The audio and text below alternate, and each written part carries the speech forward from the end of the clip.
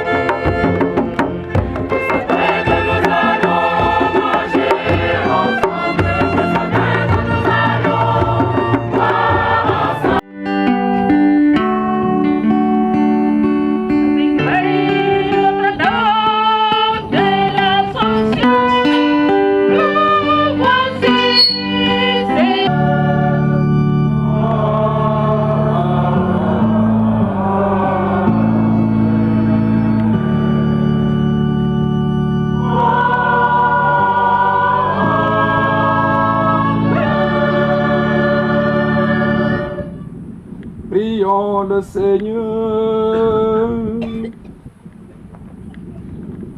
tey moo di yëkkatiku ca asamaan fit ak yaramu sunu ndey Mariama ndeyu xeet yi bidéewu fajar bi Notre-Dame de Mont-Rolland.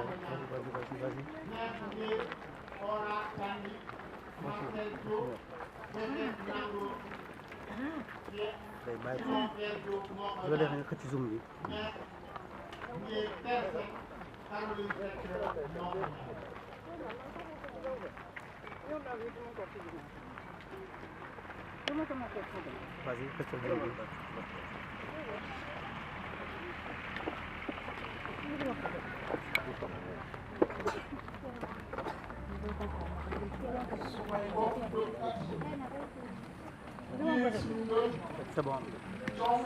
Résumé.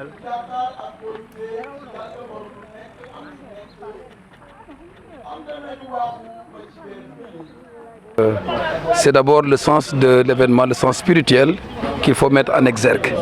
Et c'est cela qui a été fait principalement dans l'homélie du frère Léon Marie-VI, qui nous a fait méditer sur le mystère de Marie élevée au ciel, à partir du choix que Dieu a fait d'elle pour qu'elle soit la mère de Jésus, la mère du Verbe incarné. Et c'est ce privilège qui lui a valu qu'à la fin de sa vie, Dieu a jugé que la mère du Seigneur Jésus-Christ soit élevée avec son âme et son corps dans la gloire du ciel. C'est le mystère-là de Marie élevée au ciel, dans la gloire de son Fils, que nous célébrons en cette fête de l'Assomption. C'est un mystère, c'est-à-dire qui appartient à la sphère de Dieu, qui appartient au plan de Dieu et auquel les croyants adhèrent en vertu de la foi. Ce n'est pas une connaissance approuvée par la science, mais acceptée dans la foi. Et les croyants, depuis les premiers siècles de l'Église, ont cru en cette faveur unique que Dieu a faite pour la Vierge Marie, la mère de son Fils, comme je l'ai dit, faisant d'elle une créature exceptionnelle en l'élevant avec son corps et son âme à la gloire du paradis. C'est ce mystère donc que nous célébrons aujourd'hui en action de grâce, mais aussi ce mystère nous indique le sens de notre destinée d'homme, de croyants, qu'un jour avec Marie, nous partagerons la gloire de Jésus dans le paradis, si nous y croyons, et si aussi nous faisons de sorte que notre vie, malgré la faiblesse d'être humain, de pécheurs, si nous faisons de telle sorte que notre vie corresponde tant soit peu au dessein de Dieu, à la volonté de Dieu, dans la conversion et dans l'humilité de chaque jour. Votre distinction montre bien le sens de l'Église, c'est la communauté, c'est la communion, c'est la solidarité, c'est la fraternité que l'on doit d'abord construire. La solidarité, cette fraternité dans laquelle la foi nous introduit en vertu du baptême. Et bien sûr, les lieux où cette foi se montre et célébrée, nous devons aussi les construire, les réfectionner, les rendre dignes du culte que nous adressons à Dieu. C'est dans ce sens que, dès le début, nous avons appelé tous les chrétiens à prendre à cœur les projets de la paroisse de Mont-Roland, l'Église d'abord, et ensuite le projet du sanctuaire diocésain en impliquant tous les chrétiens de Thiès. C'est dans cette dynamique que nous sommes, et l'État nous a rejoints, comme on peut le dire, dans nos efforts pour offrir à Dieu, offrir à Marie des lieux de vénération, d'adoration qui soient dignes de Dieu, qui soient dignes de la Vierge Marie. D'abord l'Église. C'est un patrimoine historique national et je remercie l'État qui en a pris conscience et qui a engagé les travaux, bien sûr avec l'appui de la communauté, puisque la communauté s'est mobilisée et a cotisé depuis le début. L'État est venu, ce qui veut dire que les efforts sont combinés pour que d'ici quelques mois, cette église soit vraiment un joyeux, un lieu de culte digne de la communauté, digne de Dieu. Et ensuite, c'est le sanctuaire. Le sanctuaire n'est pas seulement le sanctuaire du Mont-Roland, c'est le sanctuaire de tout le diocèse de Thiès. Et nous avons dès le début dit que chaque diocésain doit se sentir concerné par ce projet. Et comme vous l'avez vu, nous ne sommes pas restés sans rien faire. Nous avons clôturé le terrain que la commune nous a octroyé, plus de 10 hectares clôturés par les efforts des chrétiens et des amis et des partenaires. Et l'État, dans son programme, le chef de l'État même, puisque c'est lui qui définit la politique, dans sa politique, il a mis en place un programme de rénovation, de modernisation des cités et des sites religieux. Et il a bien voulu y inclure les sanctuaires diocésains.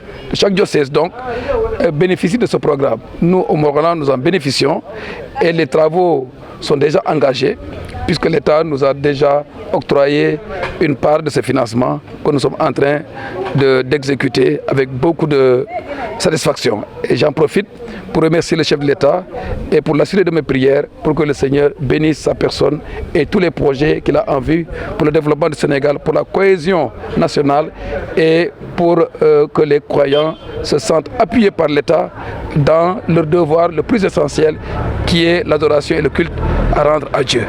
L'évangile nous rejoint dans notre culture et ce que nous avons de bien, l'évangile le rend excellent. Ce que nous avons de moins bon, l'évangile le purifie. Ce que nous avons de mauvais, eh bien, l'évangile nous invite à l'abandonner.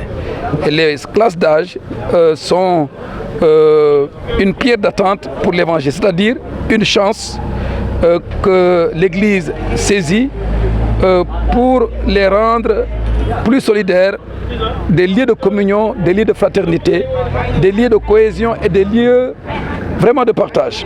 C'est en ce sens que j'ai dit aujourd'hui que les classes d'âge doivent, par-delà la fête qui est tout à fait légitime, doivent aussi engager la réflexion pour qu'elles soient des leviers de communion dans la communauté chrétienne et des instruments qui promeuvent le développement de la commune. Les classes d'âge font beaucoup de choses pour l'Église et pour la commune, les cotisations, les actions de solidarité. J'ai loué tout cela, je les ai encouragés et je leur ai demandé de poursuivre dans cette direction pour que les classes d'âge soient vraiment une chance unique pour le Morolan. Elles font partie de l'identité du Morolan, donc de la culture comme vous avez dit. Et l'Église a besoin de ce pilier pour son développement.